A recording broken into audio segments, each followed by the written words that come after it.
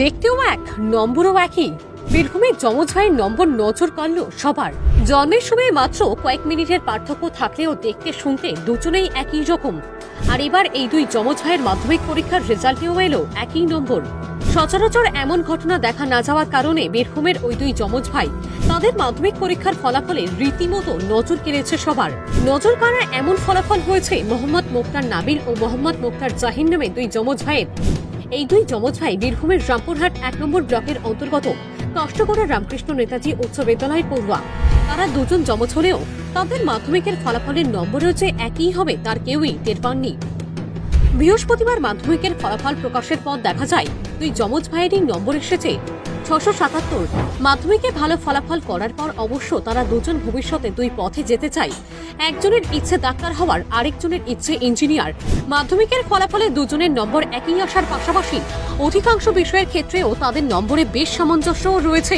নাবিল প্রথম ভাষায় পেয়েছে 98, দ্বিতীয় ভাষায় পেয়েছে 92, গণিতে পেয়েছে 98, ভৌত বিজ্ঞানে পেয়েছে 97, জীবন বিজ্ঞানে পেয়েছে 100, ইতিহাসে পেয়েছে 95 এবং ভূগোলে পেয়েছে 97।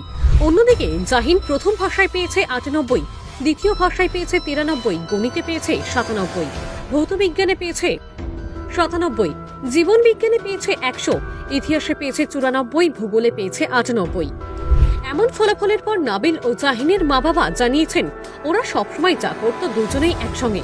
পড়াশোনায় দুজনের একাগ্রতা নিয়ে কোনো প্রশ্ন হবে না।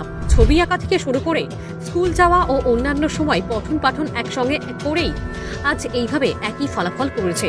যদিও একই রকম ফলাফল করবে তা কেউই বুঝে উঠতে পারেননি। তারা দুজনে একই ফলাফল করার পাশাপাশি কষ্ট করা রামকৃষ্ণ নেতাজি উচ্চ বিদ্যালয় থেকে স্কুলের মধ্যে এবার দুজনে প্রথম স্থান অধিকার করেছে। প্রথম থেকে মানে কেমন পড়াশোনা করতো? প্রথম থেকে পড়াশোনা লাগছে, যখনই বসতো ছবি আঁকতো, লেখা শিখতো, পড়তে যেতে বলতাম না একসঙ্গে টিউশন, তখন যাবো না যাই কাজ করুক পড়ার সময় কিন্তু একই রেজাল্ট। কেমন লাগছে? আমাকে খুবই খুশি লাগছে আজকে, আমাকে দারুণ আনন্দ লাগছে। কাস্টমার স্কুলে প্রথম হয়েছে। প্রথম ছেলেদের ভবিষ্যতে কি করতে চান? ওদের ইচ্ছে, বড় করে ইচ্ছে ডাক্তার, ছোট করে ইঞ্জিনিয়ার। ওদের যা ইচ্ছে তাই করতে চাই, যেটা ভালো লাগবে ওরা করতে পারবে। কিরকম ভাবে সাহায্য করতেন ছেলেদের?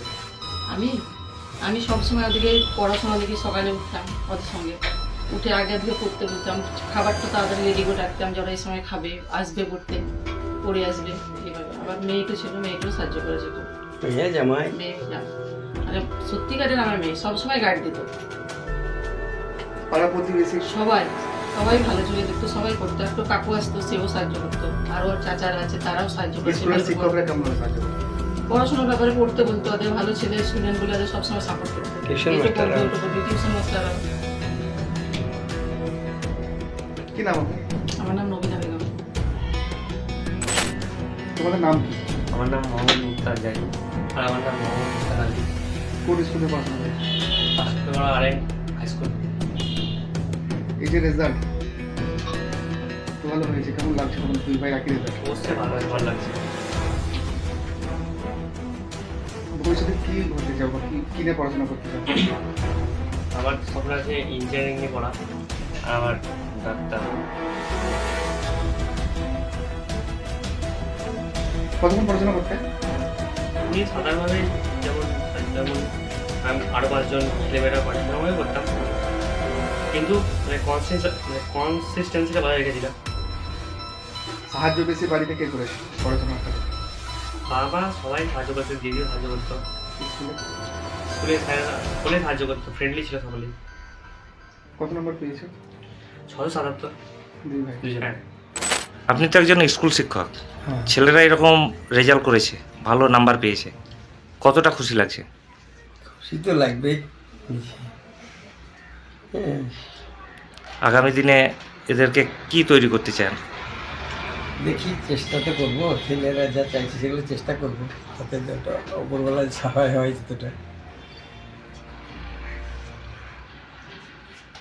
কি নাম আপনার? আমার নাম মদেশ্বর হোসেন। হ্যাঁ।